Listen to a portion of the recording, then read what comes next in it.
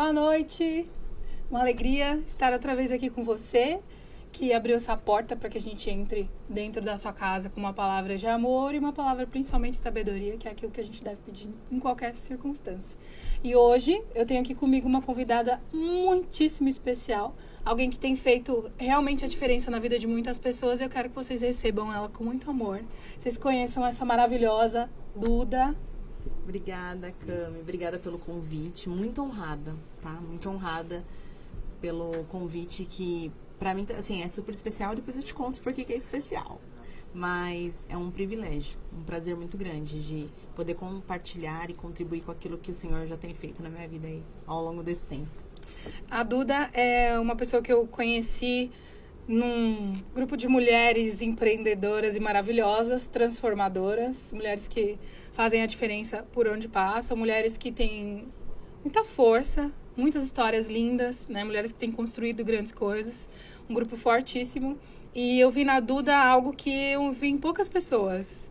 Alguém que entra no ambiente e gera transformação pela simples presença. Sabe alguém intrigante? Alguém que só olha e fala, cara, Deus está fazendo alguma coisa ali na vida dela. Uau. E eu quero saber o que é. Então hoje a Duda está aqui para compartilhar com você aquilo que eu já sei um pouquinho, mas hoje a gente vai descobrir junto muito mais. Que bom. Duda, pra gente começar, quem é a Duda? A Duda, ela tem 40 anos. Uau, gente, com carinha de 25, Sim, tá? total. Tem uma família linda que o Senhor me deu. E hoje atuo como empreendedora empresária na área da beleza e posiciono, né, imagem e marca na área do digital. Estou num processo de recomeço, né, por algumas coisas. Eu dei uma parada porque eu queria trazer algo novo. E a Duda é uma pessoa que eu posso resumir um pouquinho em uma palavra, na verdade. Se eu falar, talvez você até ache assim, né? A pessoa que tá me escutando aí fala assim, nossa, mas é verdade, eu sou amor. Eu sou ousada em falar, que é amor, porque quem me conhece, de verdade, conhece a minha história, conhece de onde eu vim e aonde eu cheguei, e aonde eu ainda vou chegar, é amor. Eu posso resumir em amor, e eu acho muito forte, porque tem um versículo na Bíblia, né, que diz... A Bíblia inteira é amor, né? Sim. Lógico que tem a parte, né? Que Deus vai lá e dá umas pegadinhas na gente, mas o amor, ele tudo suporta. E pra mim é muito forte. Quando eu falo amor, é que o amor tudo suporta. E aí depois vocês vão entender por que eu tô falando que o amor tudo suporta. Porque mediante a dor, você só vai saber se você realmente tem um coração amável e perdoador, quando você passa por algo e você tem que perdoar de todo o seu coração. E aí você fala, caramba, se eu não amasse, eu não teria condição de perdoar. Então eu acho que a minha palavra, assim, resumindo quem é a Duda, é amor. Eu sou, e assim, super gente boa. Super legal, super amiga de todo mundo. Tipo isso. É isso. Duda, nós estamos num momento pós-pandemia, né, onde as pessoas tiveram grandes dificuldades nas suas famílias, nas suas casas, e muita gente perdeu o trabalho e começou a empreender.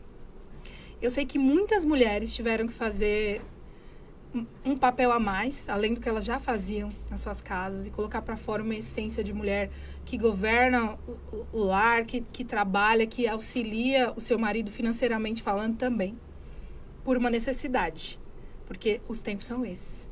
Né? E a gente tem caminhado para tempos, às vezes, mais difíceis, mais complicados, um tempo de guerra, um tempo onde muitas coisas têm acontecido.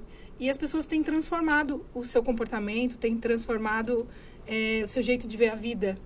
E o empreendedorismo nasce de uma necessidade, mas ele é a expressão do que você tem dentro de você. Nós somos empreendedores. Eu sempre falo, guardei isso, que o Espírito Santo... Ele ama quando a gente empreende, porque ele é inspiração. O Espírito Santo de Deus é inspiração. Então, quando ele te enche, você consegue transbordar isso também nos seus negócios, é maravilhoso. Você ter uma cabeça criativa e você conseguir criar projetos, isso é pura influência do Espírito Santo de Deus. E qual foi o papel da Duda na vida de algumas pessoas durante esse período de pandemia, né? Onde muitas pessoas te procuraram por causa do empreendedorismo? A Duda, nesse tempo, foi um tempo muito gostoso, que na verdade eu me descobri. Eu sou influente, né? Dá pra perceber um pouquinho. E mesmo eu trabalhando numa multinacional, antes de empreender, trabalhei 12 anos. Alguns anos, mas um tempo mais longo, né? Foi no último emprego, foi uma multinacional antes de empreender. Já empreendo há 9 anos, há 8, 9 anos mais ou menos. E nesse tempo eu sempre fui uma mulher que sempre gostei de desafios. Então, mesmo dentro da empresa, eu gostava de desafios. E eu sabia que ali eu não ia me aposentar e não ia morrer ali naquele emprego, né? Eu sabia que eu ia fazer algo mais. Então, eu sou muito apaixonada pelo empreendedorismo. Tem os desafios, né? Não é fácil empreender, não é fácil você acha que é um mar de rosas. Não, não é. Mas tem muito mais benefício do que malefício. E nesse tempo de pandemia foi um tempo muito especial, porque foi aonde eu comecei, de fato, na minha casa, muitas vezes, até de madrugada, orientando e cuidando de algumas amigas que tinham um sonho de sair de onde estavam. E aí eu tô falando um pouquinho pro segmento até bancário, tá, gente? Eu fui bancária um bom tempo na minha vida. E eu sei que é uma área que as pessoas, elas sofrem demais por conta da pressão. E eu via nas minhas amigas um desejo muito louco de empreender, mas o medo da estabilidade, que é uma estabilidade falsa, né? Sim. Por causa dos benefícios, não pelo salário em si. Então, elas começaram a recorrer a mim. Como é que faz? Como é que a gente faz? E algumas madrugadas eu passei, né? Com algumas sentada na minha mesa, na minha casa, eu dando algumas vertentes, como fazer, como você sai, como você faz a transição, né? Por causa do medo mesmo. Sim. E só que a minha pergunta maior era: você tá feliz? Você tá feliz fazendo o que você tá fazendo? Não, eu não estou feliz.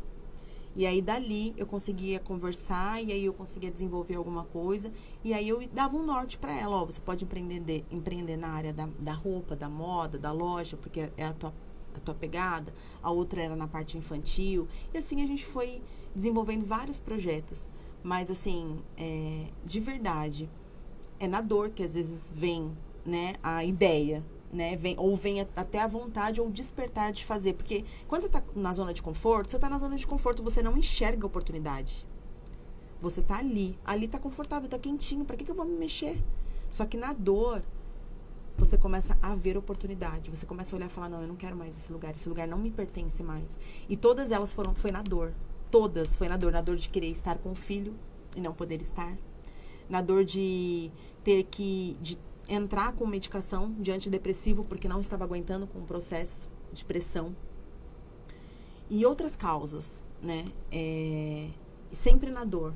E eu falo muito sobre zona de conforto, né? Eu gosto muito de falar sobre decisão e zona de conforto. São meus tópicos, assim, de paixão. Porque foi aonde também eu me vi um dia, né? E quando a zona de conforto, ela é gostosa porque ela é quentinha, ela é confortável.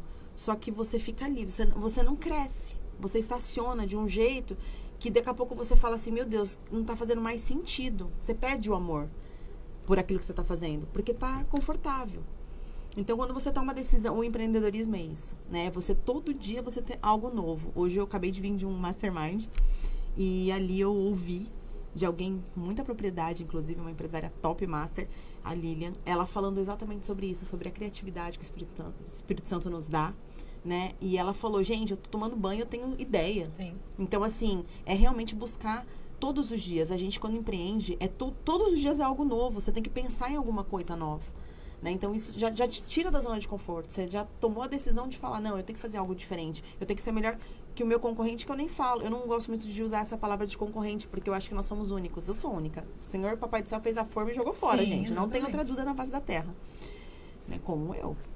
Tem várias, mas exatamente por isso. Então, assim, não existe concorrência, porque a Cami, ela é diferente, o jeito dela é diferente, a maneira de você falar é diferente, a maneira de você gerar experiência para o teu cliente é diferente. Então, você não tem que olhar para o lado: é meu concorrente. Não, você tem que ser melhor naquilo que você se propôs a fazer. Então, se você hoje empreende dentro de casa, seja... E aí eu quero falar até uma coisa que você acabou de falar sobre que a gente teve que se reinventar, né? A mulher teve que assumir outros papéis durante esse período, até para ajudar dentro de casa. Sim. E, de verdade, foi um cenário muito difícil. E, assim, por eu ser de uma área que são profissionais liberais, que é a área da beleza, e a gente teve que ter uma conversa muito bacana com os colaboradores, porque eles são autônomos, né? Então, eles não tinha como. Eles tinham que continuar trabalhando. Então, a gente teve que desenvolver um plano estratégico para que eles conseguissem se sustentar nesse período que, né, tudo parecia que nunca mais fosse acabar, né? Que a gente estava entrando num outro mundo mesmo. E literalmente entramos, né? E estamos agora voltando de novo, né? Num outro Mas nível. não iguais, né? Não. Tão transformados, tão diferentes. Total. Quando a gente fala sobre o Espírito Santo de Deus e o empreendedorismo, as pessoas olham e falam, mas... Porque a Duda é uma mulher cristã, uma mulher que acredita em Jesus, que se alimenta da palavra, que fala da palavra e que entende que através da palavra existe transformação, né? Que através de você aplicar realmente a palavra de Deus existe transformação. As pessoas olham e falam assim, nossa, mas vou falar crente, né? Crente faz isso, crente... As pessoas precisam entender que a partir do momento que você entrega todos os seus aspectos para Deus, seu corpo, sua alma, sua mente, seu espírito, sua respiração, existe uma transformação total. Então, você vai empreender com propósito, você vai falar com propósito, você vai caminhar com propósito, você vai pensar com propósito. Qual que é o propósito? É você gerar transformação, você gerar valor na vida das pessoas, você derramar aquilo que Deus tem derramado sobre você na vida das pessoas. E a Duda tá aqui hoje porque a gente tá numa série de corpo, alma e espírito, né? A mente está ali junto com a alma e a gente vai falar hoje sobre atitudes do corpo. Porque você tem tudo reunido dentro de uma casca que existe para glorificar a Deus, está escrito isso na palavra. Até a sua casquinha é para glorificar a Deus. E a gente reúne todos os nossos sentimentos, todos os nossos pensamentos, tudo que está dentro da gente precisa glorificar Ele, precisa caminhar num propósito, precisa exalar o perfume de Jesus, a sabedoria dEle e o posicionamento, né? Até fui olhar o Aurélio, né? Eu e o Aurélio somos muito amigos, eu gosto do significado das palavras. E eu fui procurar sobre posicionamento e é quando você tem uma opinião e se posiciona em cima dela, né? E quando você se posiciona, tudo muda. Seu cabelo muda, sua fala muda, aí entra a área da beleza, a sua fala muda, sua postura muda, tudo que você vai fazer. Os seus amigos podem mudar, as pessoas com quem você se relaciona, porque são muito importantes no processo de crescimento. Quando você está determinado a crescer, você está determinado a desenvolver um projeto, seus amigos são extremamente importantes. As pessoas com quem você anda vão ditar as suas conversas, né, as coisas das quais você gosta, os seus costumes, e olhar para isso, para saber se combina com o destino para onde você quer ir, rumar, é fundamental, é extremamente importante. Então, o posicionamento ele é uma junção de tudo isso, e você caminha com esse corpo maravilhoso, cheio de coisas para você descobrir, e você descobre um Espírito Santo que pode te ajudar em tantas questões da sua vida, que pode empreender com você, que faz questão que você cresça, que você floresça, que você evolua. Duda, qual foi o dia que a gente olha essa mulher maravilhosa? Uau. Você olha pra ela e fala, meu Deus do céu. Maravilhosa porque a Duda não é perfeita. Não é? Tem certeza, Duda? Tenho. Ela não é perfeita. Nem quero ser, senão eu não ela tô não mais, é perfeita. Só vou estar lá com o pai. Ela não é perfeita, mas ela entende, como poucas pessoas entendem, e todos nós deveríamos fazer isso, que esse amontoado de coisas precisa se posicionar de acordo com o que Deus deseja para você. Olhando pro espelho e falando, você é maravilhosa. Você é maravilhoso. Existe luz em você. Existe algo em você que é precioso. Existe algo em você que pessoas estão morrendo sem hoje. E a negligência da sua atitude, né, de abraçar, de amar, pode estar deixando essas pessoas caírem, sabe? Na morte, no esquecimento, enfim. Existe muito mais em nós do que nós acreditamos. E o Espírito Santo é fundamental para revelar tudo isso. Duda, quando foi que você entendeu isso? Quando foi o dia que caiu a ficha para você? Na verdade, assim, eu sou... Já conheço Jesus desde os meus 3 anos de idade, né? Minha mãe quando eu fiz 3 anos, minha mãe conheceu o Senhor e aí, então, desde então eu o conheço, mas eu conhecia de ouvir falar. Porque viver mesmo, de verdade, as experiências e viver ali daquilo que eu tenho certeza que Ele quer pra mim, que é amar sobre todas as coisas, Ele quer que eu seja próspera, Ele quer que eu seja feliz, Ele quer me dar vida em abundância. Isso eu aprendi de uns 2015 pra cá, 2014, foi quando eu tive experiências que me fizeram realmente olhar pra Cristo de uma maneira diferente. De uma maneira assim, Ele sendo meu pai real, o meu pai, aquele que cuida, que zela, que protege. E foi mediante a dores, né? Se eu puder aconselhar você, não venha pela dor, venha por amor. É muito melhor. É muito melhor. Mas também se vier pela dor, tá tudo certo. Tá tudo certo porque Ele acalenta, Ele cura, Ele cuida. E quando eu tive essa experiência com Ele, mediante uma dor que eu passei, eu via que Ele me carregava no colo. Porque, na verdade, eu não enxergava as nossas pisadas. Eu só enxergava duas. E eu achava que era só as minhas, que eu tava andando, vagando, né, no deserto. E não, Ele tava só simplesmente me carregando no colo. E foi necessário aquele período. Foi necessário passar por aquela dor. Porque, através daquela dor, eu aprendi, eu amadureci, eu cresci. E pude ajudar tantas outras pessoas como eu ajudo até hoje, né? Então, mas foi a partir de um posicionamento. Eu lembro como se fosse hoje. Eu li 2 livros que me ajudaram demais. Um primeiro livro, que foi onde me resgatou mesmo da minha dor, do meu luto, da onde eu estava, foi A Cabana. A Cabana. Maravilhoso. Foi um livro muito especial na minha vida. Quando eu li aquele livro, eu entendi que a minha dor era tão pequena, perto daquela dor. Aquele pai tinha passado, aquela família tinha passado, que eu falei, eu não tenho direito. E aí eu entendi que não existia uma dor menor ou uma maior. Cada um tem a sua dor. Só que, mediante aquela história, eu vi que aquela dor era muito maior que a minha. E aí foi quando eu realmente me posicionei no Senhor. Eu falei, a partir de hoje, o meu luto acaba. A partir de hoje eu não choro mais por isso. A partir de hoje eu vou começar a criar uma nova história. E aí eu me posicionei perante os homens e principalmente perante a Deus. Na verdade, eu me posicionei com Ele. E aí Ele me fez uma nova mulher perante toda uma nação, porque eu já posso falar, né? Já dei uma viajada aí no mundo, né? E aonde eu vou, eu levo, né?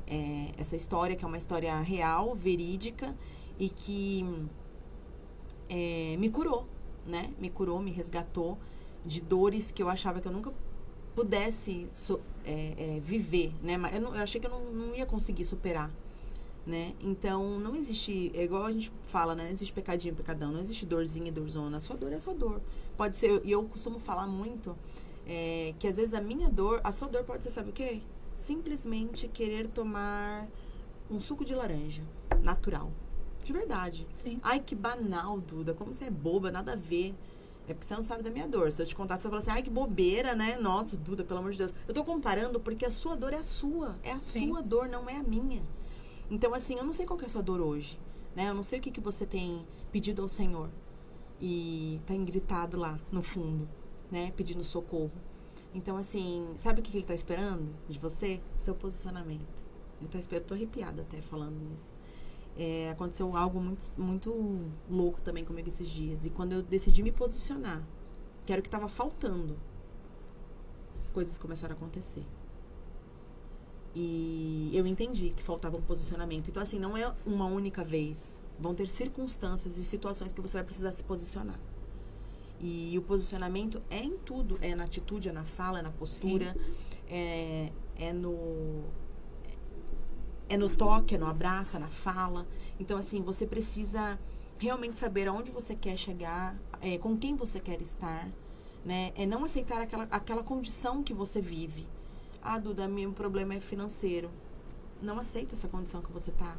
Mas como é que eu posso fazer? Tem um livro preto, sabe? Às vezes vermelho também, da capa, né? Tem azul, tem várias cores. Abre, lê. Assim, eu tenho vários livros que me ajudam e me ajudaram, tá? Eu amo ler. Na verdade, resgatei uns 3 anos pra cá. O amor à leitura. Assim, voltei a ler, né? E me edifica muito, né? Quando eu vou buscar em alguma história algo pra minha alma. Mas a melhor coisa é você realmente ler a Bíblia. Abre a Bíblia ali, tem o teu momento com Deus. Ele vai ministrar no seu coração de alguma maneira. Mas tá bom, Duda, não, é difícil pra mim. Então, fala assim, ó, fala comigo na música.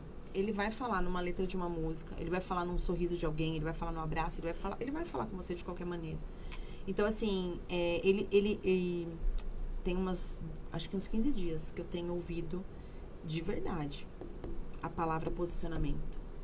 Que é isso que ele espera de nós. Ele espera que a gente se posicione naquilo que realmente em quem a gente é, ou em quem a gente quer ser, nele. E aí, quando você se posicionar, as coisas vão acontecer. Então, eu não sei qual é a sua necessidade hoje, né? O posicionamento na sua família, no seu lar, na sua empresa, nos seus negócios, né? No seu trabalho. Eu não sei qual é a sua necessidade, mas se você não se posicionar, se você ficar comendo migalhas, você não vai poder colher o extraordinário. E aí, às vezes, nesse posicionamento, vão te tirar algumas coisas. Você vai perder algumas coisas. E tá tudo bem. Sim. E tá tudo bem. Então, não tenha medo do posicionamento. Não tenha medo de dizer não quando você precisa dizer não. Não tenha medo de... Muita gente não tem a menor noção de como fazer isso. É assustador. É assustador. E eu falo de posicionamento e eu passei por isso recente. Eu posso falar com propriedade de várias coisas, de vários assuntos que eu já vivi na minha vida. E eu lembro que recente eu estava passando por algo que eu falava assim, eu sabia que eu precisava me posicionar. Mas e o medo? E o medo? Aí você fala, Duda, gente, lembra que eu falei que eu não sou perfeita? Então, o medo, ele existe. E aí você tem que vencer esse medo. Né? Porque, gente, ele venceu o mundo, Jesus venceu o mundo. Sim. E quando a gente olha para tudo isso, você fala posicionar-se. Eu preciso saber muito, eu preciso conhecer muito, aí tem o perfeccionismo, porque a gente quer ser o máximo e não dá para ser o máximo. Jesus é o máximo. Você tem que olhar para ele e modelar, né? Vou modelar alguém, vou modelar Jesus. E caminhar olhando para ele e deixar ele transformar suas atitudes, né? Deixar ele transformar o que você pensa, o que você imagina. A partir do momento que você se posiciona, você tá lá. Eu tomei essa atitude, não sei o que vai acontecer. Não sei quantas pessoas vão se voltar contra mim. A gente que fala muito sobre digital, enfim, como você influenciar as pessoas. A partir do momento que você se posiciona na rede social, por exemplo, se você gosta de A e tem metade das pessoas que estão lá gostam de B, você vai perder metade das pessoas que estão lá. Mas você vai ganhar outras tantas pessoas que pensam como você. E vão te apoiar nas suas atitudes e vão querer te fazer crescer, se desenvolver mais naquilo que você se posicionou, né? Por isso é tão importante a gente não deixar a nossa essência, aquilo que está dentro da gente escondido. A luz não é para colocar embaixo da cama, é para brilhar, iluminar os lugares que estão escuros e ir atrás daquelas pessoas, daquelas mulheres, daquelas famílias que estão precisando ouvir as coisas que você já passou, que você tem dentro do seu coração, né? É fundamental. A partir do momento que você toma uma atitude de se posicionar, muitas coisas vão ser transformadas. Você vai perder, como você falou, mas você vai ganhar bastante também. Você vai ganhar autoridade, você vai ganhar companheiros, amigos que vão caminhar, você vai ganhar incentivadores que vão estar junto com você, que acreditam no que Deus vai fazer. E a gente é mimado demais a ponto de querer fazer tudo legal para todo mundo. Eu não vou me posicionar. Várias vezes eu olhava as coisas e falava, não, vou ficar aqui no muro. O muro é muito mais confortável. Eu passei várias situações na minha vida que eu sentei no muro e falei, não sai daqui. E o Senhor falando, o muro não é meu. O muro não é meu. A indecisão não é minha. Mas eu não quero entrar no meio da briga. Eu não quero entrar na internet e discutir com as pessoas. Eu detesto, odeio briga. Você vier brigar comigo, você vai ficar brigando sozinho. Eu vou expulsar o demônio primeiro. A gente não vai ter uma conversa legal. Vai saber, né? Se você pegar um dia meio esquisito, a gente pode até discutir um pouquinho. Mas eu não gosto, no geral, eu não gosto de briga. Eu acho muito desnecessário. Mas eu gosto de discutir ideias. Amo. A gente pode ficar aqui até amanhã discutindo o meu ponto de vista e o seu. Vai ser o máximo pra mim. E as pessoas têm medo disso, do confronto. O confronto revela aquilo que você tem de verdade dentro do seu coração. Quem você é de verdade. E as pessoas têm medo de ver isso. Você não gosta de olhar no espelho e falar venenosa, horrorosa, olha que coisa feia, olha que não sei o que, não, você fica escondendo atrás de máscara, em cima do muro. Eu não vou me posicionar. Eu gosto de batom vermelho, igual a Duda. Eu gosto. Eu gosto mesmo. Se você não gosta de batom vermelho, você é o seu. Exatamente. Entendeu? Você não gosta de ler a Bíblia? Você não gosta de ver meu devocional de manhã? Tchau, tem um monte de outras pessoas que fazem aquilo que você gosta, né? Mas outras pessoas que se identificam com você vão chegar. E até quem não gosta, às vezes vai olhar a transformação que Deus faz na sua vida, sabe? Isso é fundamental. A gente prega com atitudes e não com palavras, né? A gente falava sobre isso antes. E as suas atitudes vão falar mais do que as suas palavras. Eu posso escrever coisas lindas e maravilhosas, poesias, e ser uma pessoa terrível, sabe? Uma pessoa tenebrosa. Você fala, cara, eu não quero caminhar com essa pessoa. Mas o contrário também é válido, né? E quando a Duda fala sobre autoridade que ela ganhou em uma determinada situação, ela fala sobre algo relacionado à família que ela tem compartilhado pelo mundo, né? Essa experiência com as pessoas. Ela esteve por último na França, né? Chiquérrima. Chiquérrima. Frente à Torre Eiffel, maravilhosa. Nossa, foi uma experiência incrível. Tour Europa. Você foi levar uma mentoria, né? Isso, junto com... fiz parte, né, do Connection Day, que é um projeto de amigos meus. E eu tive a honra de ser convidada para palestrar em Portugal. E aí eu aceitei esse desafio. E foi incrível, porque eu fui para passar 10 dias e aí eu fiquei 28 dias. E eu fiquei 28 dias falando daquilo que o Senhor já tinha ministrado no meu coração, que eu nem sonhava. Com 15 anos de idade, eu sempre falei que eu iria para a Europa e que seria diferente. E eu acabei de falar para a Cami, assim, que a gente não tem noção das nossas palavras, do quanto a gente tem poder quando a gente fala algo. Com 15 anos de idade, eu falava que meu sonho era conhecer a Europa e que seria diferente quando eu fosse. E realmente, eu fui com 40 anos de idade e foi de uma maneira totalmente inusitada. Eu fui para falar do amor de Jesus, daquilo que ele fez na minha vida, o quanto ele transformou a minha vida. Eu aplico, né, nas minhas mentorias e nas minhas palestras, eu tenho uma dinâmica que eu aplico. E nesse dia em Portugal, na verdade, eu apliquei uma outra dinâmica, que foi naquele dia, com aquelas pessoas, eu precisava aplicar aquela ferramenta. E foi surreal o que Deus fez. Eu fui, assim, pensando em algo e o Senhor fez outro algo.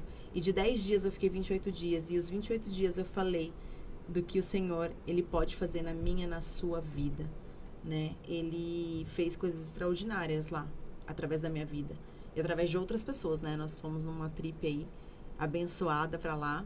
E foram dias, assim, que eu aprendi demais. Eu esgotei todas as energias do mundo, porque as pessoas acham, né? Eu lembro que eu postava, né? A gente tem que fazer o branding, né? Então a gente vai postando as fotos e tal. E eu olhava lá, o povo deve estar achando que eu tô, na vibe, né? E realmente eu tava, porque a gente desfruta. Mesmo no trabalho a gente desfruta. E eu, ao mesmo tempo que eu tava ali trabalhando com mulheres que precisavam mudar a mentalidade, que precisavam acreditar nelas. Elas precisavam acreditar nelas. Elas, na verdade, já estavam num processo, mas elas não conseguiam se enxergar. E a gente veio com um trabalho de identidade, né, de mudança de mentalidade mesmo. E ali a gente saiu de lá com mentoradas, a gente saiu de lá com mulheres, assim, que estão queimando o coração, que mandam mensagem assim, ó, que conseguiu realmente desbloquear muitas coisas que estavam presas e que nem sabiam que estavam, né? Então, assim, quando você fala eis-me aqui, é real. Eu demorei pra falar o eis-me aqui, tá? Porque eu entendo o poder do eis-me aqui. Eu entendo essa frase. E eu lembro que eu relutei muito pela minha história do passado, por conta dessa frase. E quando eu decidi falar, o Senhor começou a me levar a lugares inimagináveis, que na verdade eu tinha um desejo, mas eu não sabia o como. Então, Ele usou o quem para poder fazer com que as coisas acontecessem. Então, foi através de uma pessoa que me convidou e falou assim, ó, quero te desafiar. O Senhor falou que você vai nessa viagem e tem algo lá especial. E aí, eu não olhei a condição. Eu só olhei o desejo do meu coração, que era estar num movimento totalmente diferente e fazer algo diferente. Que eu já tinha declarado com 15 anos de idade. Que quando eu fosse para a Europa seria diferente. Eu não sabia o quão diferente seria. E realmente foi uma experiência incrível. Vivi 28 dias, assim, históricos na minha vida. Eu não vou esquecer nunca, né? Porque foram muitos insights que o Senhor me deu, muitas pegadinhas reais, assim, que eu vivi ali. E E foram aprendizados, assim, que não é só pra mim, né? A gente tem que... hoje eu aprendi sobre o aplicar, aprender e aplicar, né? Então, a gente tem que aprender e aplicar. Então, o que eu aprendi lá, eu tenho aplicado aqui. E o que eu aprendi aqui, eu apliquei lá. E gerou resultado, tem gerado resultado, na verdade. Tá uma turma aí doida pra vir pra cá. De lá, já recebi umas ligações que parece que vão aparecer pra cá esse final de semana. E eu tô, assim, na maior torcida para que isso aconteça. Pra gente poder mostrar a glória do Senhor mesmo na vida. Eu lembro de uma coisa que você falou enquanto você compartilhava um pouquinho da sua viagem, que é o que vocês levaram parecia ser tão pequeno, tão mínimo. E quando chegou lá, as pessoas estavam desesperadas por aquele mínimo. Para elas, aquilo era tudo. Era toda a transformação que elas precisavam para desenvolver um monte de coisa. E às vezes a gente olha pra gente e fala, é tão pequeno, é tão pouco, né? Eu não vou me posicionar, não somos eu capazes. não vou, não. Mas a partir de uma atitude, você fala, eu vou. Baseado numa palavra que você já tinha dito, que já estava ecoando nas regiões celestiais, que Deus já tinha pra fazer realidade, né? Na sua vida, na vida das pessoas que estavam junto com você. Como isso é incrível, né? E você tem hoje uma experiência maravilhosa, que transformou pessoas, mas que te transforma, né? Porque a partir do momento que você se posiciona e fala, Deus, é assim, e você faz prova daquilo que Deus pode fazer, e Ele faz, você fala, cara, isso é maravilhoso, isso transforma a minha vida, pode transformar outras pessoas, né? E eu queria... Uma vez você falou, numa conversa, não foi combinado isso tudo, foi uma sobre uma cirurgia que você fez. Eu tenho uma opinião, não sei o que vai rolar aqui, o que você vai falar. Fala. Eu tenho muitos amigos que fizeram cirurgias assim, muito invasivas e transformadoras, que tiveram resultados. Você fala, é possível isso. E cirurgias estéticas, né? E no caso dessa cirurgia, que foi a bariátrica, que ela também é sobre saúde. Porque a partir do momento que você tem um índice de obesidade, e depois a gente vai falar mais mais profundamente sobre esse assunto. A gente vai trazer especialistas aqui para falar sobre corpo e saúde, mas a gente tem aqui alguém que passou por isso na pele, né? Quantos anos você fez a cirurgia? Fiz em 2013. 2013, tem um tempinho já, né? Eu tenho amigos que... A minha teoria sobre isso é que a pessoa muda muito. Totalmente. Muito. E sem direção, às vezes você sofre uma mudança muito drástica. Se você não tem direção, você vai se perder. Total. Porque você não sabe quem você é, você não sabia antes, você tá todo... Enfim, muita coisa muda pra você, né? Principalmente quando você olha no espelho, você fala, quem é essa pessoa que nasceu agora, né? E eu vi amigos que depois dessa cirurgia não quiseram saber mais de nada que fosse coerente, sabe? Não tem nem palavras para expressar, mas acho que vocês estão entendendo o que eu tô falando. Eles ficaram completamente conturbados e pessoas que saíram das suas casas. Eu não tô dizendo que isso é uma teoria testada por Harvard, nada disso, tá? Tô dizendo da convivência das pessoas ao meu redor. Como uma mudança, pra gente chegar no que a gente precisa, como uma mudança no corpo assim pode transformar a vida de alguém? Eu tive amigos que mudaram muito, porque a saúde é restaurada, você pode caminhar na mesma velocidade da sua mente, porque a nossa mente vai muito mais rápido, e às vezes o corpo não acompanha. E a gente precisa igualar isso, né? Precisa trazer harmonia para tudo isso. E pessoas que, enfim... perderam até suas famílias, porque olharam e falaram, nossa, agora eu vou viver tudo que eu não vivi. Como se o corpo fosse a única coisa existente, né? E você esquece de toda uma atmosfera que está ao redor, de todas as coisas que você construiu, né, durante todo o tempo. E eu queria que você falasse da sua experiência pra gente com relação a essa cirurgia. Foi muito especial. Quando eu recorri à bariátrica, eu tava pesando 104 quilos. Eu tenho 1,61, viu, gente? Estou bem baixinha. Eu tava pesando 104 quilos. E eu não recorri à bariátrica pela estética. Na época, olha, se eu soubesse, eu tinha trazido até o antes e depois. Mas depois eu vou pôr lá no meu Instagram, então, vocês vão assistir, vocês vão olhar lá. Eu fiz porque eu fiz fertilizações. Eu fiz tratamento para engravidar. Fiz 7 fertilizações. E, para quem não sabe, quando você faz esse procedimento, você injeta muito hormônio. Então, o que aconteceu comigo? Eu inchei de um jeito, assim, absurdamente. Eu não era magrinha, mas eu não tinha problema com as minhas gordurinhas. Eu sempre fui uma menina, eu falava que era uma gordinha muito feliz, gente. Eu usava vestido, saia, biquíni. Nunca tive problema com o meu corpo. Eu me aceitava do jeito que eu era.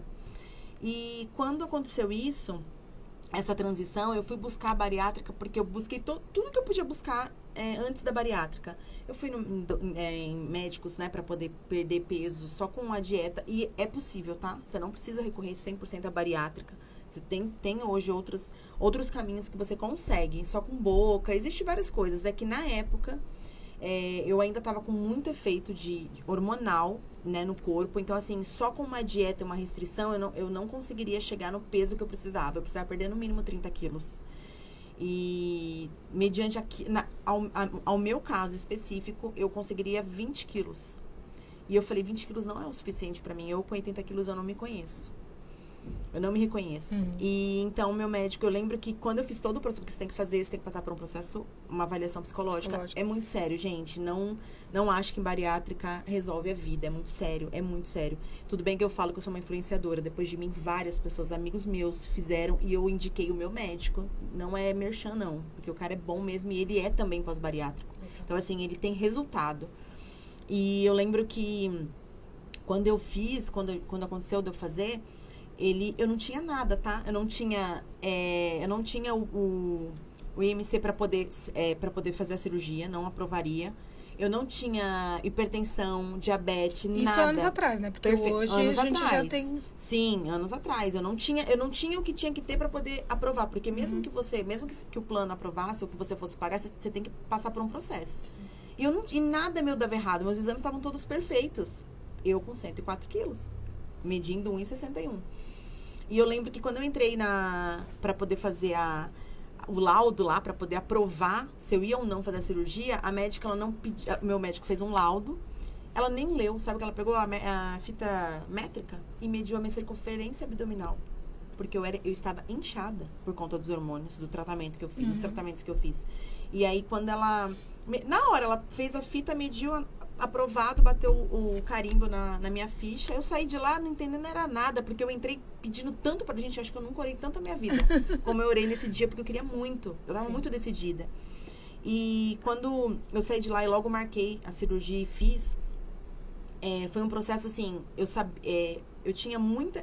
O meu posicionamento tá lá, eu falo, hoje eu entendo que tudo... Você precisa se posicionar em tudo que você quer construir e aonde você quer chegar. Eu lembro que quando eu fiz, eu passei por uma avaliação psicológica, eu fiquei 2 meses fazendo, realmente, tá?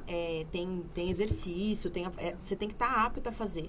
Tem gente que compra, né? Tem gente que vai lá e compra o laudo. E já aconteceu casos de pessoas minhas, pessoas queridas minhas que fizeram isso e por um milagre divino estão aí, mas quase perderam a vida, porque não sustenta. É muito sério, você mexe... Quando você falou que as pessoas se desconhecem quando fazem a bariátrica, eu passei por esse processo. Eu simplesmente fiz a cirurgia, muito certa, deu tudo certo, eu fiz tudo certinho mesmo, só que eu sabia que eu tinha que obedecer. O meu médico, ele foi muito assim, ele conversou muito comigo, ele falou, você tem que fazer certinho.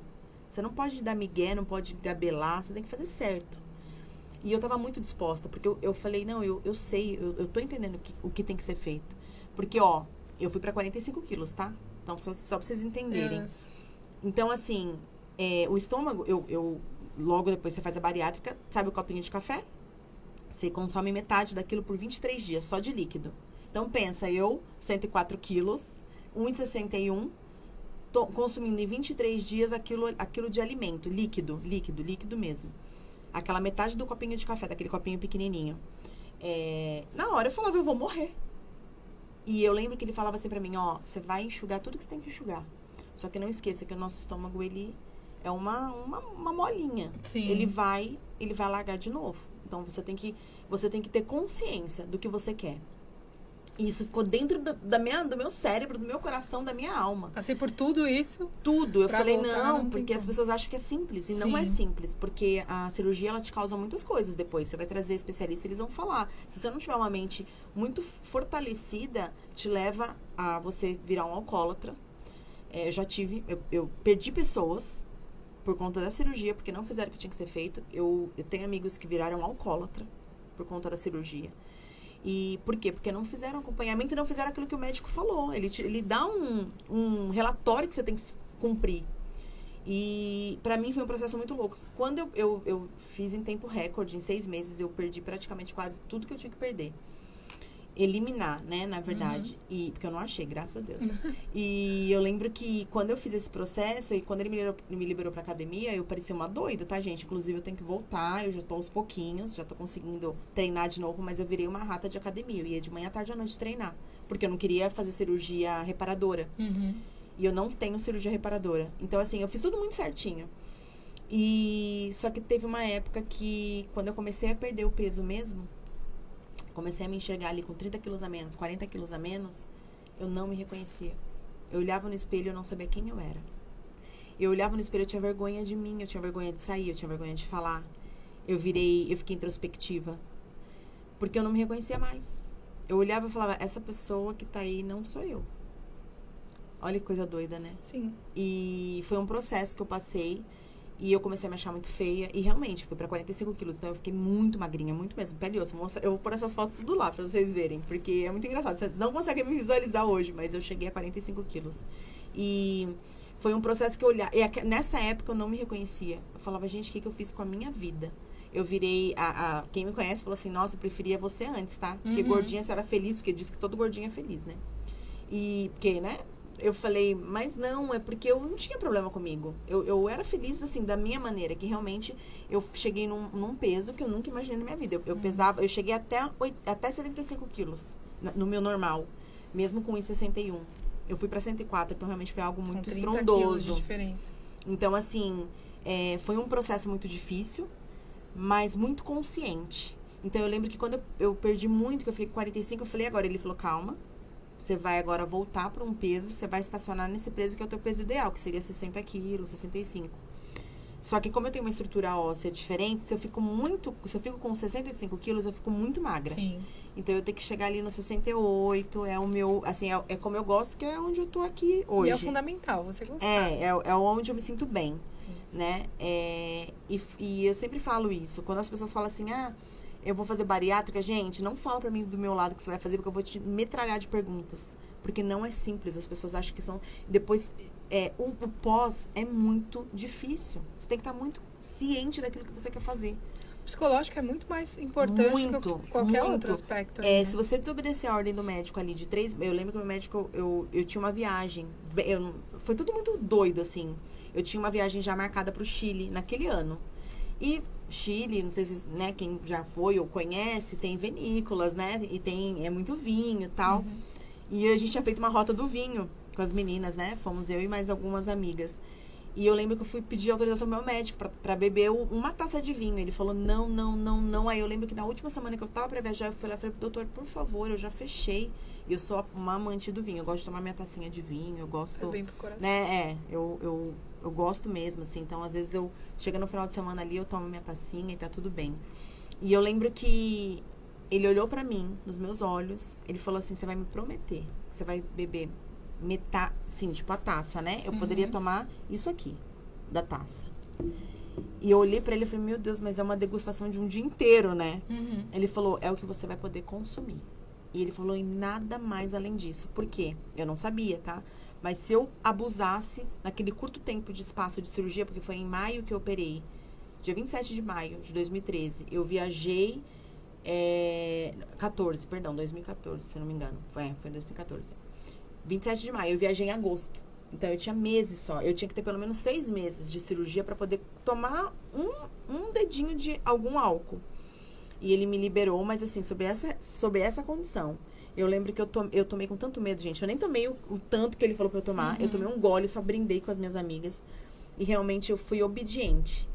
E se eu não tivesse sido obediente, naquele momento eu poderia ter me tornado uma pessoa alcoólatra. Porque o álcool, ele some, ele evapora, você não percebe, você não sente quem faz essa cirurgia.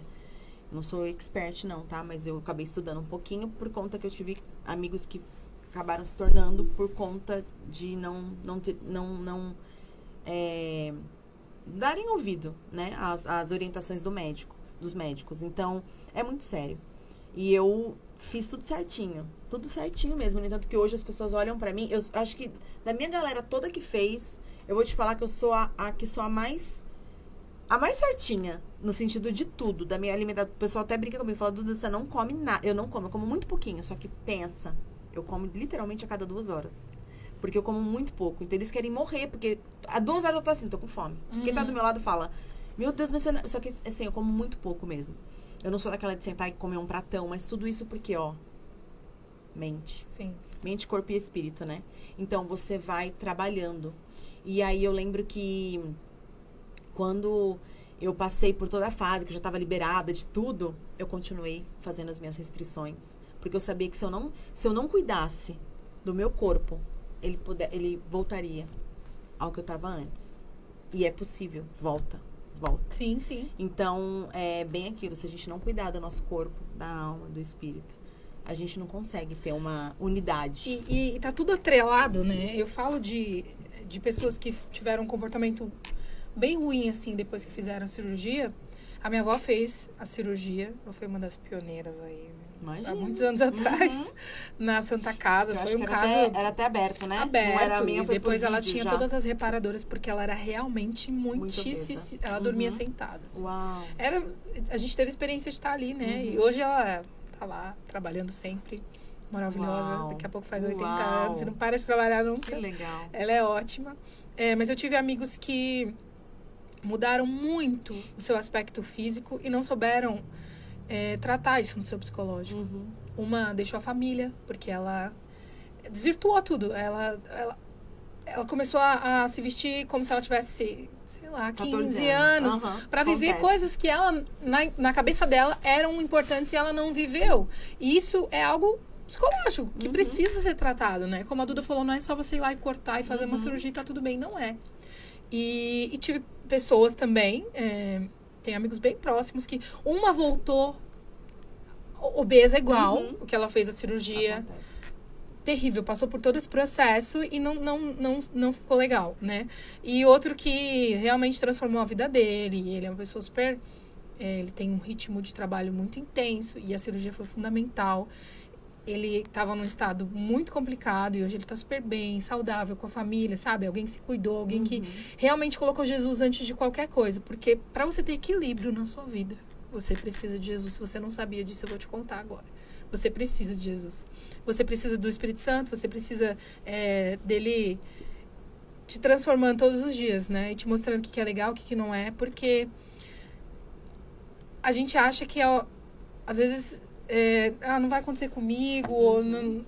Gente, quem tá de pé, cuide-se para que não caia. A gente não tem como prever os dias que virão, a gente não sabe das coisas que vão acontecer. A gente teve um processo de pandemia aí que muitas pessoas ficaram trancadas, tiveram problema de depressão, enfim, muitas coisas. Então, cuidar da mente é importante, isso reflete no seu corpo, né? Só que cuidar do espírito é fundamental para que todas essas coisas estejam alinhadas. Duda, quando você fala de fertilização, né?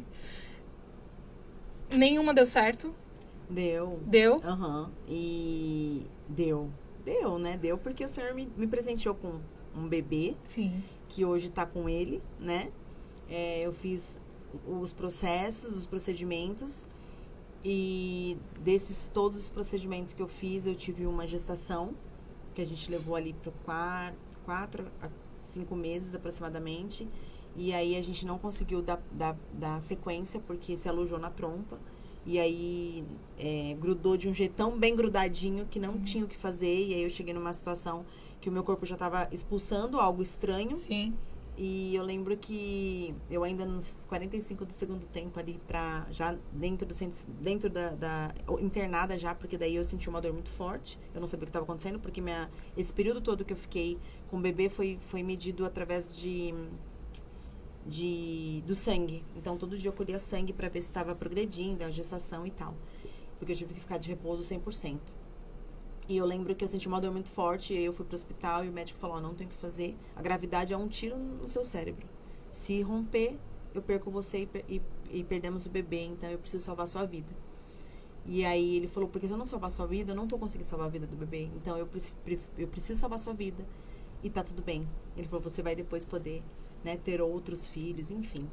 E aí eu internei, fui pro centro cirúrgico, e eu lembro que de manhã, quando ele me internou, ele ia me fazer a cirurgia no outro dia de manhã, 6 horas da manhã. Eu lembro que eu fiz ele levar o ultrassom pro centro cirúrgico. Eu falei, olha, eu tenho um Deus que faz todas as coisas. Ele pode ter feito meu neném descolar e caído no útero e não sei o quê. Eu deixei ele doidinho. Ele falou, só você pra fazer isso. Pois ele levou, porque eu não podia me movimentar, né? Tava muito arriscado. Ele poderia a qualquer momento... Você já sim, ele poderia a qualquer momento estourar, grande, né? Sim. Então, é como se fosse mesmo, né? Eu ia ter uma hemorragia, enfim. Aí eu lembro que, né, ele fez e falou, ó, realmente tá no mesmo lugar e a gente vai precisar fazer cirurgia e tal. Eu lembro que eu olhei pros olhos dele e falei, tá tudo bem. Né? Chorei uma noite inteira, óbvio. Pedi muito ao Senhor, porque era um sonho, uma realização muito de um grande sonho. E aí, quando aconteceu tudo, eu tive que, né, fazer a cirurgia e ali entregar para o Senhor aquilo que Ele tinha me entregue por tão pouco tempo, mas Ele quis dizer, você é capaz, né? Porque até então eu achava que eu não podia, né? E aí Ele falou, não, eu fiz isso só para provar que, primeiro, eu sou aquele que faz todas as coisas, que pode tudo, eu sou o Deus do impossível. E quero te mostrar que você tem essa capacidade, né? E aí foi quando o Senhor... Era algo que eu não falava, né? Engraçado. As pessoas falam, você tem filhos? Eu tenho um filho de 22 anos, 23 anos, vai fazer agora. A gente vai falar dele daqui a pouco. E eu sempre falava dele, eu nunca falava do meu outro filho, né? E aí eu vim sendo... Na verdade, acho que eu fui tratada agora, recentemente, sobre isso. Eu falava, não, gente, eu sou mãe de 2 filhos, né? Porque o Senhor me deu né, que não tá comigo. E foi uma experiência muito linda, muito incrível, porque foi um momento que eu me vi, assim, muito fragilizada, né, e que eu precisava de um cuidado do Senhor, né, pro coração, pra alma, pra tudo, e superei, né, e no começo foi, na verdade, eu não vivi o luto. Gente, deixa eu dar um conselho. Não, conselho se fosse bom, a gente não dava, a gente vendia, né, mas eu quero compartilhar com vocês algo que eu aprendi. A gente tem que passar pelo luto. Sabe o que eu fiz? Eu não passei pelo luto. Eu lembro que assim que eu fiz a cirurgia, eu precisei ter o tempo, porque foi como se fosse uma cesárea, né? Então eu precisei ter o tempo de descanso. Eu lembro que eu voltei, eu me afastei, né, pelo INSS. Eu lembro que quando eu voltei, eu falei pro médico, não, doutor, eu quero voltar, eu já tô bem. Eu lembro que ele fez um toque na minha barriga. Quando ele fez um toque, eu gritei. Acho que o consultório inteiro ouviu. Ele falou, porque aparentemente estava muito cicatrizadinho, eu tenho uma boa cicatrização. Então, pra mim, eu tava ótima. Ele falou, você tá toda aberta por dentro, você tá machucada por dentro, você precisa... Então, ele foi lá e me deu os 4 meses. Eu fiquei muito doida, muito brava, eu queria voltar a trabalhar. Como uma licença maternidade, sim, né? Uma licença eu tive mesmo, o mesmo período, 4 meses. E eu queria muito trabalhar, porque eu queria ocupar minha cabeça, porque tava me machucando muito, né? Só que mesmo assim, eu não voltando pro trabalho, eu fiquei ativa, assim, na minha mente, né? Eu não sofri a dor da perda do meu filho, eu não tive o meu momento de luto. E eu lembro que quando eu voltei pra ativa, para o meu trabalho, eu me pegava várias vezes dentro do banheiro da empresa, chorando num cantinho, assim, no vaso, me derramando de chorar. E eu não entendia por quê. Sem saber por quê. E aí eu aprendi que a gente tem que viver o luto. Não importa que seja, se você quiser viver 1 semana, 3 dias, 2 dias. Tempo que for necessário, né? Esse luto. Mas viva, mas também assim, ó...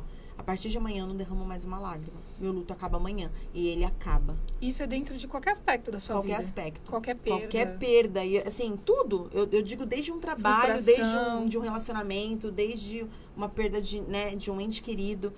De qualquer coisa. A sua dor é a sua dor. É aquilo que eu falei. A sua dor é a sua, não é a minha. E ninguém vai entender. Né? Então, assim... Viva o que você tem que viver. Se você tem que chorar, chore. Se você tá se achando ridícula, fique ridícula mesmo. Porque eu na tristeza, você morre de rir comigo. Porque eu fico triste real. Eu choro. Eu falo, gente, uma mulher de 40 anos chorando aqui igual uma criança. E tá tudo bem. Então, assim, se permita viver, né? Pela dor do luto. Então, eu não vivi o luto do meu filho. E aí eu vivi a minha vida. E eu vim viver a dor do luto do meu filho agora. Recentemente eu ressignifiquei essa história. E aí hoje eu falo, não, você é mãe, sim, de dois príncipes. Porque eu não sei o sexo. Porque eu não quis saber. Não quis. Mas eu tenho certeza que era um menino. Absoluta certeza, assim. Como eu sei quem eu sou. Então eu falo que são 2 meninos, né? Quando a gente fala, deu certo, não deu certo dentro da nossa perspectiva, né? Porque os projetos de Deus são tão diferentes, né? São tão sublimes, são tão maiores. E quanta autoridade você tem hoje, né? Dentro dessa dor para apoiar outras pessoas, né? E eu não desisti de sonhar, tá, gente? Tem 40 e eu tô na promessa. A senhora falou que eu vou ter um filho gerado, né? Do meu útero. E eu acredito nisso. E também, se não acontecer, eu vou ter outros, talvez. Eu acredito na promessa. Sim. E quando eu recebi essa promessa, eu tomei posse. E eu falei, nada nem ninguém vai tirar. Eu vivi um tempo achando que essa promessa não fosse se cumprir. Mas agora, mais do que nunca, eu quero que ela se cumpra. Pra poder depois vir falar pra vocês, compartilhar, né? Falar, gente, lembra aquele dia? Pois Sim. tô aqui, ó. É isso que o Senhor vai fazer. A Duda tem outro filho, e é um filho adotivo. E quando a gente fala de adoção, isso me faz muito feliz. É uma oração que eu e Deus e eu, a gente tem muitas crianças. Nós temos muitas crianças no mundo sem pais, né? E se nós tivéssemos um espírito materno, sabe? O espírito de adoção, que traz as pessoas, que inclui essas crianças dentro do seio familiar como seus próprios filhos, essa realidade seria muito transformada. Quando a gente fala de igreja, se todo mundo que é cristão de verdade pudesse olhar para essa necessidade, para crianças abandonadas, sem pai, sem família, sem perspectiva, com uma vida às vezes está fadada à tristeza, sabe? Do abandono, da solidão. Ninguém quer ficar sozinho. Tem gente que passa a vida inteira procurando relacionamento, porque imagina uma criança que muitas vezes foi rejeitada, porque são crianças abandonadas assim que nascem, ou crianças que são retiradas dos seus lares porque os seus pais não têm capacidade de conduzi-los como deveria, né? E quantas crianças a gente tem assim? E são crianças que às vezes têm 12 anos, 7 anos, 18 anos, e estão lá, abandonados, né? E se a gente pudesse tomar uma atitude com relação a isso, né? E trazer transformação para essa realidade, como seríamos melhores, né? Eu particularmente tenho desejo de adoção, tenho 2 filhos, mas quero ter muito mais. A gente acaba adotando as pessoas espiritualmente falando pela vida, né? Mas eu falo de adoção mesmo, de ir lá e encontrar uma criança que deseja te encontrar, sabe? Trazer para dentro da sua casa. E a Duda é uma pessoa maravilhosa, extraordinária. E ela adotou uma criança. Como foi esse processo? Foi muito louco. Na verdade, eu sempre falei desde pequena pra minha mãe que eu teria 2 filhos. Olha que coisa doida. Eu sou filha única, gente. Então, eu falava que um filho eu não ia ter, não. Que ia ter 2. Sempre falei. Irmãozinho é fundamental. E eu lembro que eu falava que eu ia ter 2 filhos e um seria do coração e o outro seria da barriga mesmo, do útero, do ventre. Sempre falei, desde pequena, olha que coisa... Lembra que eu falei que a palavra tem poder, que o que a gente fala acontece? Sim. E aí eu lembro que quando eu casei, na época, meu ex-marido, ex porque não estamos juntos mais, mas ele também tinha o mesmo desejo. E eu lembro que eu falei, uau, encontrei alguém que, tipo, pensa igual a mim. E quando nós entramos com o processo de adoção, eu engravidei. E eu lembro que foi onde eu perdi esse neném. Foi nesse processo. Eu falei, Deus, você gosta de me dar pegadinha? Aí o que eu fiz? Eu suspendi o processo de adoção e levei o processo da gestação e falei, depois que tudo acontecer, a gente vai lá e dá sequência. Só que o meu diferencial eu nunca falei na minha vida que eu adotaria um bebê. Eu sempre falei que eu queria adotar uma criança maior. Eu só não tinha ainda muita clarificação da idade. Mas eu sempre falei que eu queria uma criança que já soubesse me falar as coisas. Porque eu tinha medo dessa criança sofrer na escola, por exemplo. Então eu falava, não, eu não quero um bebê. Eu quero que a criança já fale, mamãe, um amiguinho fez isso. Mamãe, me maltrataram por isso. Porque eu falei, eu não vou deixar que isso aconteça. Então eu lembro que quando a gente entrou no processo de adoção, a gente já foi direto para crianças a partir de 5 anos. No Brasil na verdade a adoção ela é considerada tardia a partir dos 24 meses. O certo, né? Pela lei e tal. Só que no Brasil, disse que é a partir de 5 anos que eles consideram. 4, 5 anos. Porque daí eles acham que até 3 anos, né? Isso, assim, no nosso meio ali, da adoção e tal, eles acham que é bebê ainda. Mas não, é tardia a partir dos 24 meses. De 2 anos já é tardia, mas eles não entendem assim. E eu lembro que quando eu falei 5 anos, eu falei 5 anos porque 5 anos ali, até os 7 anos é onde você tá formando caráter e tal. Sim. Então eu falei, 5 anos, beleza. Tenho 2 anos ali pra construir uma história e tal. E realmente foi aquilo que você falou, Cami. As crianças, elas vêm com um histórico de muita dor, né? É desde o ventre. É desde o ventre. Então, assim, pode ser que a criança vá para um abrigo, para um orfanato, bebê, mas ela sofreu dentro do ventre, então ela carrega isso. E aí precisa ser ressignificado. Ou, no caso do meu filho, que veio grande já, né? Ele foi grande pro abrigo, né? Ele foi grande pra adoção e veio grande pra mim. Ele veio com 12 anos pra mim. Meu Deus. Rapaz. Não veio com 5, nem 6 e nem 7, como eu tinha desejado, né? Assim, pelo histórico, pelo que eu tinha estudado, né? Eu entrei nesse universo de adoção, mergulhei de cabeça. E quando ele chegou pra gente, eu lembro que eu falei pra Tia Beth, que é uma muito querida, ela é diretora do abrigo, né? Onde a gente adotou. Eu já era voluntária há muitos anos, tá? Quando eu fui voluntária, eu não tinha ainda eu não imaginava que eu adotaria. Assim, eu tinha um desejo, mas eu não sabia que o negócio ia acontecer. Eu já era voluntária há muitos anos e nunca imaginei que viria daquele abrigo onde eu era voluntária. Porque geralmente vem de outros lugares, né? E a gente abriu leque, eu abri leque de opções para vir de onde pudesse vir. E abri muito, porque assim, as pessoas, elas limitam muito. Sim, por isso demora tanto o processo de Limitam adoção. muito. Então, assim, mesmo que você queira um bebê, o bebê é muita chance, é muito alta de vir antes de negativar, né? De AIDS, etc e tal, por conta, né? Da família, enfim. É uma longa... Se você for cavucar, é muita coisa. Mas vou pincelar pra vocês, só pra vocês entenderem como é que funciona isso. Então, assim, até 2 anos, você não tem como dizer se essa criança vai negativar ou não. Se ela vai ter, né? Vai testar positivo ou não. Por conta do que foi consumido, da mãe, etc e tal. Então, eu lembro que quando a gente começou a aprofundar nisso, eu falei, eu vou adotar um filho. E como ele vier, tá tudo bem. O senhor vai me dar como ele achar que eu tenho condições de ter. Então, a gente não limitou no nosso cadastro nada. Eu falei, não vou limitar nada. Vou deixar aberto. Aí todo mundo, você vai deixar aberto mesmo? Eu falei, vou. Não vou limitar, porque eu não vou... A adoção não é uma prateleira. Eu fico muito brava. Eu sou uma pessoa que eu visto a camisa mesmo, porque eu fico muito brava quando as pessoas escolhem quando as pessoas escolhem literalmente a criança, né? Acha que coloca ali numa prateleira e aí vem a criancinha e aí você escolhe, eu quero essa. Não, eu quero essa. Não. Combina mais comigo, né? Cara, desculpa. Se você se propõe a adotar, adota sem olhar. Porque o Senhor vai te dar graça, Ele vai te dar sabedoria, Ele vai te ajudar. Não escolhe, não. Pede pra Ele escolher pra você, não é? Isso é E fundamental. quando meu filho veio, foi muito engraçado. A gente já tava numa busca e tal, já tava na fila. E assim, como eu escolhi a partir dos 5 anos, então realmente o processo é mais rápido. 90% das pessoas escolhem bebê.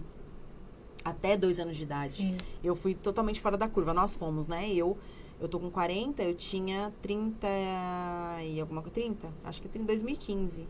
Foi quando a gente pegou ele, assim, que eu recebi a guarda, né? Provisória, até sair a guarda definitiva, demorou aí uns 4 anos quase. Depois. Mas ele veio, eu lembro que quando a gente foi numa palestra, eu e meu ex-esposo, e nessa palestra ele falou assim pra mim, foi muito, muito legal. A gente saiu dessa palestra totalmente ativados a fazer adoção tardia, porque a gente já tava no processo. Só que eu saí com vontade de adotar, assim, não tinha idade, entendeu? Eu queria adotar eu queria adotar. Eu lembro que eu virei pra Tia Beth e falei, Tia Beth, tem alguma criança aí a partir de 10 anos? Falei assim, na lata. Ela olhou pra mim e falou assim, eu tenho um de 12 e um de 14. Aí eu, assustei com o de 14, né? Mas eu falei, tá tudo bem. No dia seguinte, nós fomos no abrigo pra conhecê-los. E aí, quando a gente chegou lá, sabe aquelas coisas que as pessoas falam da estrelinha? Ai, deu o sininho, bateu a estrelinha. Não, em mim não bateu estrela, não deu sino, não deu frio na barriga, não deu nada. Mas no pai, ele olhou pro filho e disse que ele se viu nele, aos 12 anos de idade. E aí foi uma experiência muito louca. Nós levamos pra casa pra passar um final de semana. E eu tava com a viagem pro Chile, essa bendita viagem. Programada. E eu falei, meu Deus do céu, como é que eu vou fazer, né? Eu vou viajar, tipo, eu ia viajar 2 dias depois. Não, tudo bem, vamos levar. E a gente levou, a gente teve essa experiência, né, de ter ele no final de semana. E aí, ele foi no final de semana, ele teve que voltar pro abrigo, né? Porque é normal você pegar os finais de semana e depois na semana eles têm o curso, né, normal, de ir pra escola, tudo certinho. E é um abrigo muito bacana lá na cidade, que inclusive eu amo de paixão. Tenho paixão. De Santos? É de Santos. E eu lembro que eu viajei e o pai, na época, falou assim, numa quarta-feira, tipo assim, foi final de semana, na quarta-feira eu tava no Chile, assim, no computador, ele falou, preciso te falar uma coisa, a psicóloga perguntou se a gente quer adotar. Eu falei, eu nem tive tempo de pensar, calma, eu preciso pensar. Não, porque ele tá com toda a documentação regular e ele tava indo para os Estados Unidos. Meu Deus. Porque nos Estados Unidos é muito comum adotarem a partir dos 5 anos. É comum. Nossa, ali não fica criança na adoção a partir de 5 anos. E modéstia à parte, meu filho é lindo. Lindo, lindo mesmo. Lindo. A minha cara, brincadeira. Mas ele é lindo.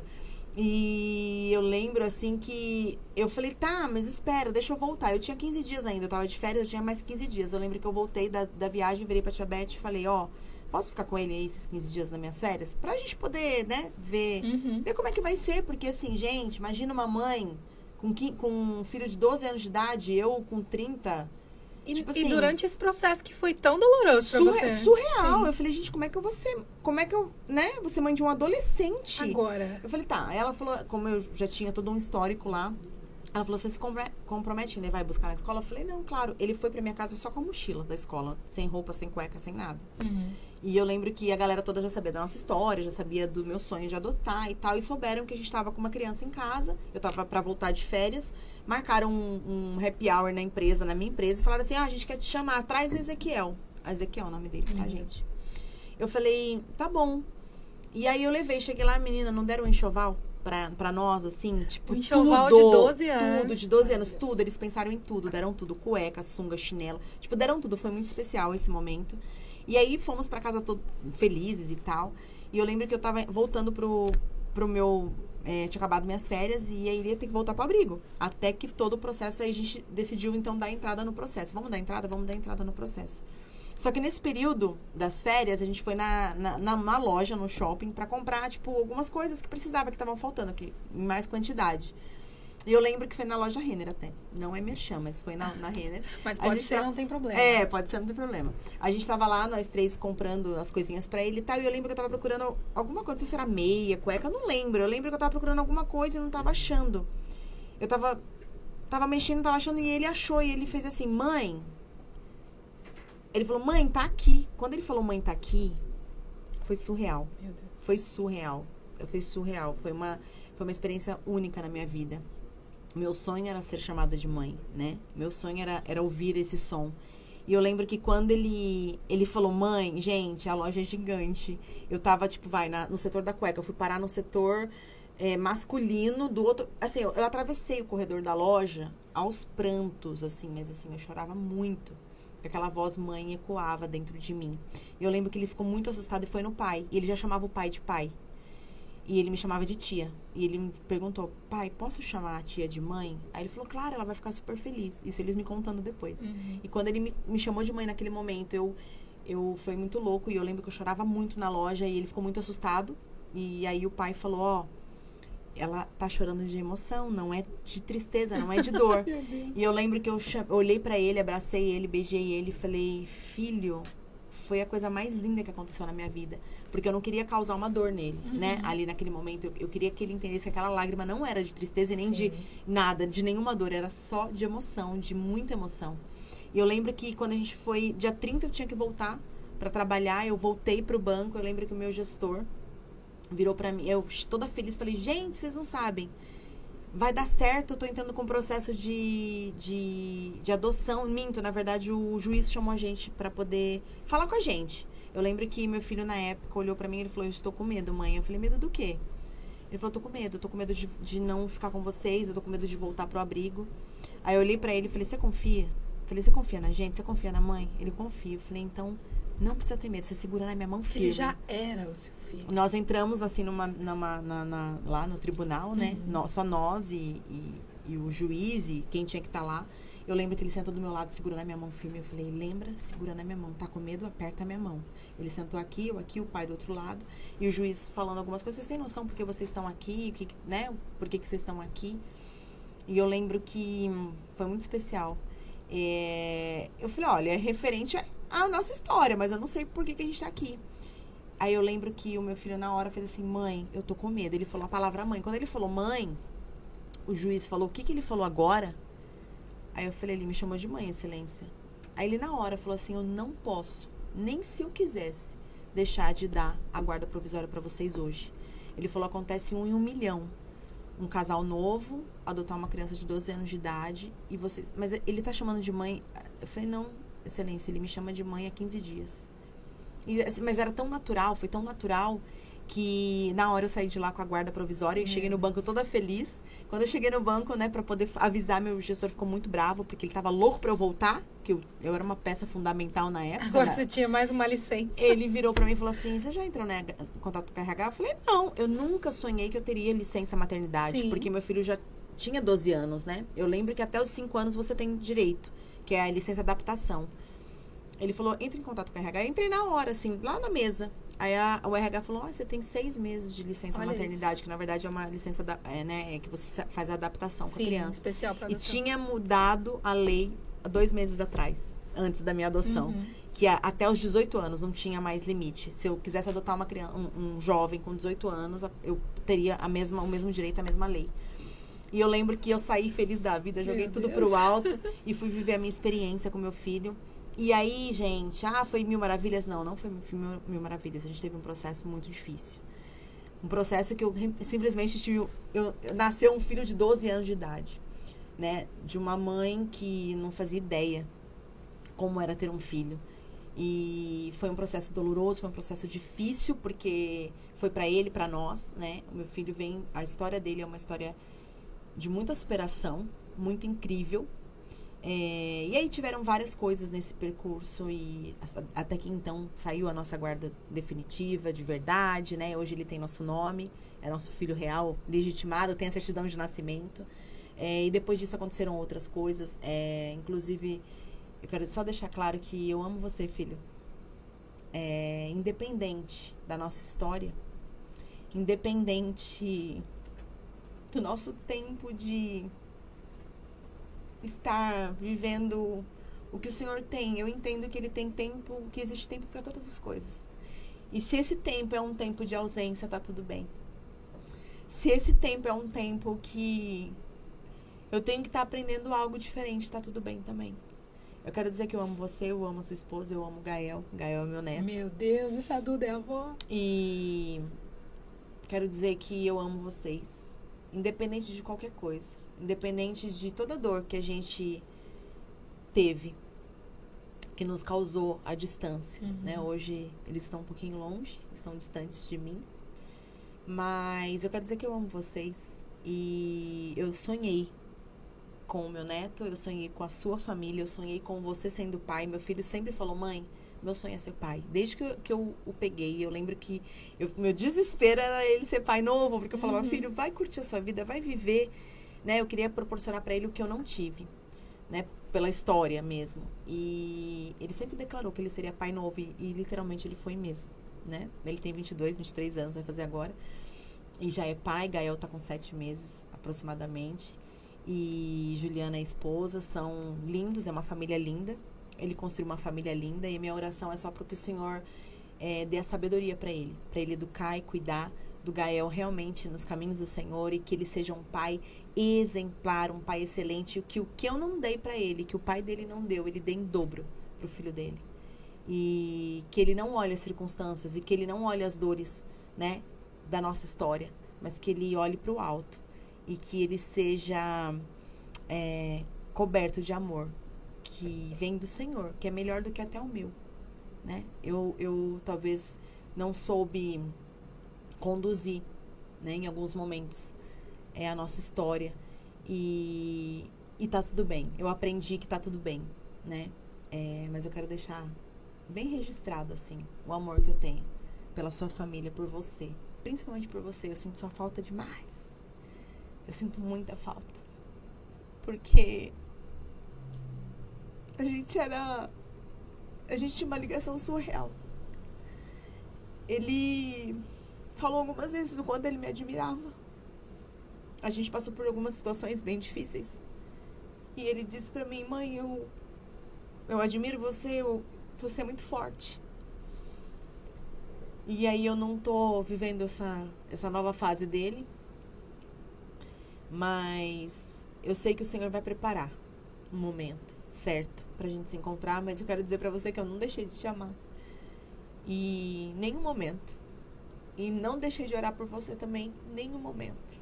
Por mais que você ache que eu esqueci de você, eu não esqueci. Você tá aqui no meu coração. Você foi sonhado, desejado. E eu tenho muito orgulho de falar que eu sou avó. Tenho muito orgulho de falar que eu sou mãe do Ezequiel, né? Que eu tenho um filho grandão aí. E que você que tem esse desejo, não deixe esse desejo morrer, não. Vale a pena. Vale a pena você realizar os seus sonhos. Você tem sonho de ter uma família, de construir um lar, de ter um filho e você não pode gerar por algum motivo.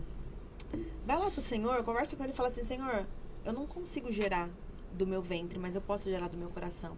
E eu vou garantir. Você consiga, né? E ainda que você consiga. E ainda que você consiga, mas é que às vezes as pessoas elas falam: é difícil, né? Eu tenho medo. Como é que vai ser? Porque de verdade, foi um desafio muito grande, né? Eu tô sendo bem breve na minha história com a adoção. Mas o meu filho, ele já veio com caráter formado. Eu peguei ele com 12 anos de idade. Então, assim, não é fácil. Mas é possível. Porque quando a gente tem aquele que pode todas as coisas, ele pode até mudar a história, ele muda o caráter, ele muda a personalidade, ele muda tudo, porque ele é o Deus que pode todas as coisas. Então, não tenha medo, né? Vai buscar informação, vai se aprofundar de como fazer, mas faça, porque existem tantas crianças. Se de verdade as pessoas elas entendessem que existem jovens em abrigos que precisam do amor da gente. Meu filho, eram 3 irmãos, em 3 irmãos. O mais velho tinha 18 anos. E ele também foi adotado. Na mesma época que meu filho foi adotado. Só que teve um problema e aí ele não quis mais. Ele escolheu não estar mais, né, com a família que ele estava. E tá tudo bem. Hoje ele tá construindo a família dele. Acho que ele casou, não sei se casou, mas existem muitas crianças, jovens e adolescentes e jovens que precisam de amor, de carinho, de afeto. E a gente é capaz de mudar, tá? A gente fala que não, não, imagina, eles vão torturar a gente, não. A gente consegue. Eu vou jogar essa responsabilidade para a Igreja de Cristo, que eu acho que deve ser o nosso maior público hoje aqui. E se você, como igreja, entende que você foi adotado como um filho, que você recebeu amor sobre a sua vida, que existe algo que Deus derramou sobre você, que você pode derramar sobre outras pessoas, pensa nisso. Pensa nisso. Quanto você pode fazer de diferença quando você traz alguém para o seu seio familiar. E a família, ela precisa de um olhar todo especial. A gente tem vivido tempos em que a família tem sido cada vez mais atacada em todos os sentidos. E quando você fala de adotar alguém, de trazer mais alguém para o seio familiar, que às vezes já está tão complicado, é um grande desafio, mas é uma grande missão também. E assim como a Duda hoje tem um adulto que tem uma família e é uma pessoa de caráter excelente, é um adulto, enfim, maravilhoso, como você falou aqui, rasgou elogios sobre seu filho, tem que fazer isso mesmo. Você pode fazer isso por outras pessoas que poderiam ser tristes para sempre, né? Sem família, sem, enfim, uma perspectiva de futuro. Mas você, como igreja, que está ouvindo isso, assume essa responsabilidade dentro do seu coração. Se você não pode, você pode investir para que outra pessoa possa, né? Você pode divulgar, enfim, faz sua parte, porque ela é fundamental. Duda, eu queria... A gente está caminhando para o final, infelizmente, da nossa conversa. Mas a gente pode conversar várias outras vezes. Não há limites para te receber aqui. Ai, que gostoso. E eu queria te fazer uma pergunta que Eu fiz no programa anterior e vou fazer em todos os programas. Eu acho que quando a gente tem consciência de que a gente gera transformação, não só para a minha vida, para as outras pessoas, a gente tem obrigação de colocar isso em prática, né? E eu queria te perguntar se você pudesse desenvolver uma política pública. Quando a gente fala de política pública, é algo que é para todo mundo, que qualquer um poderia acessar. Se você tivesse um orçamento infinito, o que você faria com toda a sua experiência, tanto no empreendedorismo quanto a sua experiência de vida, que a gente não falou nem 1,2 das coisas que eu tinha sonhado para conversar com a Duda. Mas tem mais tempo e vai acontecer. Se você pudesse implementar uma política pública que revelasse o que você é, né, que servisse ao seu propósito aqui na Terra, qual seria? A gente acabou de falar, né, de algo muito forte na minha vida, que é a minha história com meu filho. Eu lembro que são duas vertentes. Eu faria, na verdade, eu abriria um lugar para, na verdade, dar sequência. Eu falei sobre autocuidado, né? Porque é o que eu também trabalho. Eu acho que a gente tem que se cuidar, né? A gente tem que revelar, descobrir nossa identidade. Quando a gente descobrir nossa identidade, a gente consegue aflorar muitas coisas, tanto na sua vida de empreendedorismo quanto na sua vida pessoal mesmo, né? Na sua vida familiar. Mas agora a gente falando sobre esse assunto que não estava, né? Nem em sonho numa pauta, eu faria algo que eu promoveria um desejo do meu coração, que uma vez eu comentei com uma pessoa sobre isso, sobre esse projeto, inclusive. Eu faria uma extensão de um abrigo, porque ele não pode, as crianças, os jovens, a partir quando faz 18 anos, eles têm que, são obrigados a ir embora. Uhum. Então, tem abrigos que conseguem colocar num estágio e dar uma melhor condição, assim, né? Para ele poder, pelo menos, se sustentar e pagar um aluguel, uma pensão, enfim. Eu faria algo que daria essa ponte para esses jovens meninos, jovens meninas, uma oportunidade de descobrirem quem eles são. Porque é muito triste você pegar esses jovens com 18 anos e eles não têm para onde ir, nem aonde estar, porque eles são pessoas assim que estão perdidos na vida. Sim. Eu colocaria faria tipo uma escola mesmo de capacitação, mas não era uma capacitação de profissão, mas uma capacitação de autoconhecimento, para eles ressignificarem a história deles, de todo o passado, para dali adiante eles avançarem para eles conquistarem o que eles são capazes de conquistar, mas por causa da história deles, da dor do passado, da rejeição. Sim, isso é a questão, grande questão. Muitos vão pro caminho errado. Muitos vão pro caminho errado porque eles não têm o acesso, eles não têm o ensino. Você não dá o que você não tem, se você não receber o amor, você não pode dar. Exatamente. Eu lembro que eu cobrava do meu filho, tá? Amor. Eu falava, você não me ama. Ele falava, mãe, mas o que é o amor? Quando eu vi isso dele, foi a maior lição que eu aprendi. Acho que por isso que eu falei que eu sou amor, porque eu cobrava amor dele. E um dia ele sentou pra mim, ele ficou tão indignado porque eu cobrava isso dele, ele falava, mas o que é o amor? Então, assim, eu abriria uma capacitação para a gente poder ressignificar esses jovens, para eles poderem perdoar toda a trajetória deles do passado e viver uma nova história dali para frente. Porque muda a vida. Quando a gente ressignifica uma dor nossa, a gente perdoa, a gente é liberado para reinar sobre aquilo. Então, acho que a gente teria histórias incríveis e um país melhor, e um futuro melhor. Com certeza. Com certeza. Maravilhoso. Só tenho que te agradecer por essa experiência que eu acredito que mexeu com muitas pessoas, né? Tirou as pessoas um pouco da sua zona de conforto. Tinha até brincado, falei, fiz hoje uma pílula. Dá pra vocês verem aqui, ó. Pílula de atitude, que é o que a gente tomaria aqui com a Duda, dentro dessa nossa conversa. E que você tenha realmente uma atitude de sair da onde você está, da sua zona de conforto, do seu lugar de dor, às vezes do seu lugar de esquecimento, né? Para se posicionar em defesa daquilo que arde dentro do seu coração. E se você não sabe o que arde dentro do seu coração, em defesa do que Deus tem para você. Se posicione para descobrir, né? Se posicione, se deixe ser tratado, ser transformado e evoluir. Porque é isso que Deus deseja para sua vida. Que você cresça, que você evolua, que você brilhe a luz de Jesus na vida das pessoas. Duda, você pode brilhar a luz de Jesus aqui nesse lugar.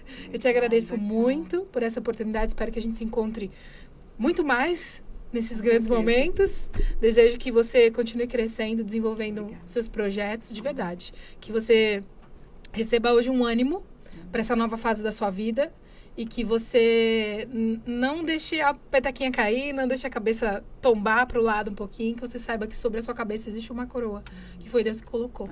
E ela tem luz de Jesus e ela precisa brilhar, porque é isso que ele deseja para sua vida também, como ele deseja para mim e para essas outras pessoas. Obrigada. Um beijo no seu coração, maravilhosa. Obrigada. Um beijo no seu coração, muito obrigada por estar com a gente aqui até esse momento. Que você possa ficar ligado na TV Gospel Barueri, porque tem muita programação boa pra você. Uau. A TV tem crescido muito, então fica ligado pra você não perder nada. Eu agradeço a todas as pessoas que têm participado aqui conosco. Claras Papelaria, maravilhosa, inclusive o presente da Duda. Duda, eu vou te entregar, tá? Eu vou te entregar, não esquecerei de ti. Clarinha teve um compromisso e a gente vai se organizar e eu vou te entregar o seu presentinho da Claras Papelaria, maravilhosa. Segue aí o 1615, segue a página da TV aí no Facebook, acompanha no YouTube, curte, compartilha, faz esse projeto crescer, porque eu sei que tem outras pessoas que precisam ouvir mensagens como essa. E depende de você tomar uma atitude, já que você não pode, que você não quer adotar, ou que você acha que não pode, compartilha essa mensagem. Que outras pessoas possam ouvir sobre esse assunto tão precioso, né? Então é isso. Um beijo, Deus abençoe, fiquem com Deus, até a próxima.